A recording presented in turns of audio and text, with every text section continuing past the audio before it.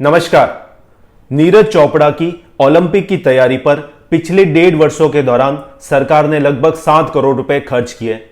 Hockey पर लगभग 83 करोड़ रुपए खर्च किए गए।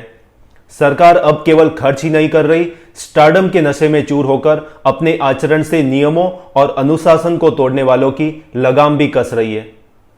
टोक्यो ओलंपिक में अपने स्तरहीन घटिया प्रदर्शन से देश को बुरी तरह निराश करने वाली विनेश फोगाट और सोनम मलिक सरीखी सेलिब्रिटी महिला पहलवान भी उन खिलाड़ियों में शामिल हैं जिन्होंने टोक्यो में मनमाना आचरण करके दल के अनुशासन और नियमों की धज्जियां उड़ाई।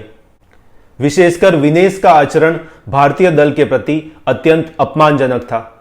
फिलहाल टोक्यो से आते ही उसे अस्थायी रूप से निलंबित करके कारण बताओ नोटिस थमा दिया गया है। 15 अगस्त तक उचित जवाब नहीं देने पर उसके खिलाफ बहुत कठोर कार्रवाई होना तय है। अर्थात अब खेलों और खिलाड़ियों पर दिल खोलकर खर्च कर रही सरकार उस पैसे के सदुपयोग और दुरुपयोग के प्रति भी अत्यंत सजग और कठोर हो गई है। जिन खिलाड़ियों पर सरकार करोड़ों रुपए खर्च कर रही है, उनके प्रति सरकार की यह नीति अत्यंत आवश्यक और उचित भी है। भविष्य में इस नीति के अत्यंत श्रेष्ठ परिणाम भी देश को मिलेंगे। अब से पहले यह कभी नहीं हुआ था।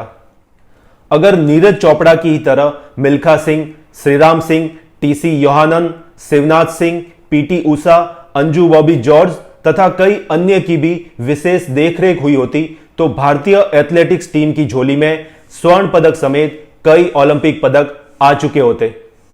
मिल्खा सिंह के संघर्ष की कहानी से तो सभी परिचित है, लेकिन मिल्खा सिंह अकेले ऐसे भारतीय एथलीट नहीं थे जो समुचित प्रशिक्षण और सुविधाओं के अभाव में ओलंपिक पदक से चूक गए थे। ऐसा ही एक नाम है टीसी योहानन का। 1974 में तेहरान में हुए एशियाड में केरल के इस नौजवान मैकेनिकल इंजीनियर टीसी योहानन ने 8.07 मीटर लंबी दूरी की लॉन्ग जंप लगाकर रिकॉर्ड तोड़ते हुए गोल्ड मेडल जीता था। इस दूरी का महत्व इससे समझिए कि 2 साल बाद मॉन्ट्रियल में हुए ओलंपिक खेलों में ब्रॉन्ज मेडल जीतने वाले ने टीसी योहानन से 3 सेंटीमीटर कम दूरी 8.04 मीटर की जंप लगाई थी और सिल्वर मेडल जीतने वाले ने टीसी योहानन से 4 सेंटीमीटर अधिक दूरी 8.11 मीटर की जंप लगाई थी। इससे पहले 1972 के म्यूनिक ओलंपिक में भी ब्रॉन्ज मेडल जीतने वाले अमेरिका के एर्नी रॉबिन्सन ने भी केवल 8.03 मीटर की दूरी कूदकर ही ब्रॉन्ज जीता था। अतः 1974 में 8.07 मीटर की जंप लगाकर गोल्ड मेडल जीतने वाले योहानन का मॉन्ट्रियल ओलंपिक में ब्रॉन्ज जीतना तो लगभग तय ही था। वो रजत पदक भी जीत सकते थे, लेकिन इसके लिए शर्त केवल यही थी कि तेहरान में मिली विजय के बाद उन्हें भी नीरज चोपड़ा की तरह विश्व के सर्वश्रेष्ठ कोच तथा विश्व स्तरीय सुविधाएं उपलब्ध करा दी जाती। लेकिन टीसी योहानन को ऐसा कुछ भी उपलब्ध नहीं हुआ था। ट्रेनिंग के नाम पर एनआईएस में सरकारी कोच तथा वहां की कैंटीन का सामान्य भोजन ही उपलब्ध था। लॉन्ग जंप के लिए जरूरी स्पेशल विदेशी जूते तक उन्हें उपलब्ध नहीं थे। नतीजा यह निकला था कि मॉन्ट्रियल ओलंपिक से वो खाली हाथ वापस लौटे थे। उनके समय में एनआईएस में सुविधाओं की स्थिति यह थी कि 1978 में ट्रेनिंग के दौरान टीसी योहानन को जब चोट लगी थी तो वहां उपयुक्त डॉक्टर और समुचित मेडिकल सुविधा ही उपलब्ध नहीं थी। उनके इलाज में हुई भारी देर के कारण उनके पैर को इतना भारी नुकसान पहुंचा कि एक खिलाड़ी के रूप में उनका करियर हमेशा के लिए खत्म हो गया था। एक और नाम है श्रीराम सिंह का। मॉन्ट्रियल ओलंपिक में 800 मीटर की दौड़ के फाइनल में वो 7वें स्थान पर रहे थे।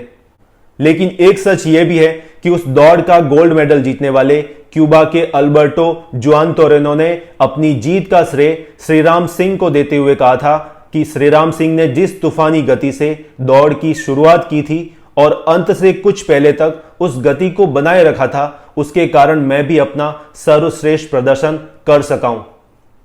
जुआन तोरेनो के कोच ने और अधिक स्पष्टता के साथ कहा था कि श्रीराम सिंह के पास 800 मीटर की दौड़ की प्रॉपर ट्रेनिंग एवं टेक्निक की जानकारी नहीं थी।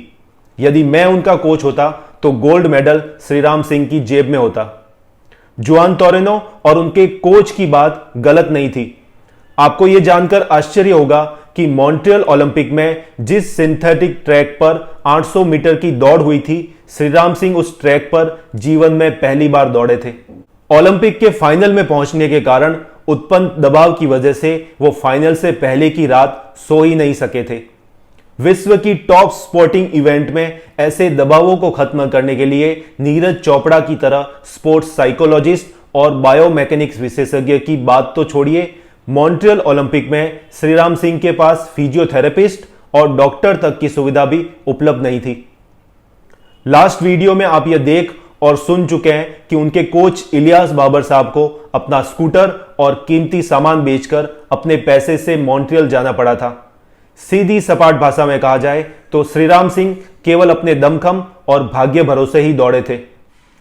1984 के लॉस एंजल्स ओलंपिक में चौथे स्थान पर रही पीटी उषा 1979 में ही ध्रुव तारे की तरह चमकी थी।